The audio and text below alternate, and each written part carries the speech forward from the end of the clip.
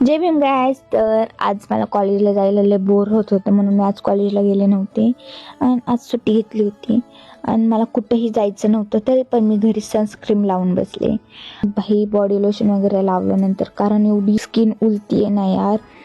आज माझ्या बहिणीचं पार्सल येणार होतं सो ही गोष्ट तिने मम्मीला सांगितली नव्हती आणि तिचं पार्सलवाल्याचा कॉल आला होता की भाई मी खाली आलो आहे पार्सल घ्यायला या. माझ्या बहिणीकडे होते फक्त 4 रुपये सो मी पैसे दिले तिला. माझ्याकडे होते ते. बघा किती चांगली बहीण आहे. मी कोणाला भेटते का एवढी चांगली बहीण. आणि तिचं पार्सल आलं होतं तर मम्मीला माहिती नव्हतं.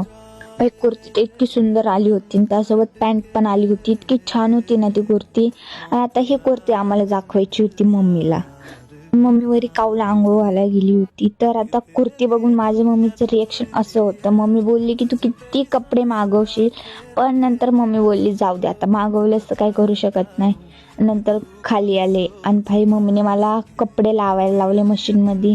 सो कपडे धुतले. नंतर मी घरी आहे म्हणून माझी मम्मी सगळं काम मलाच करायला लावती भाई. नंतर मग संत्री खाल्ली आणि कावसोबत खेळत बसले. सो असा होता माझा दिवस. Okay bye.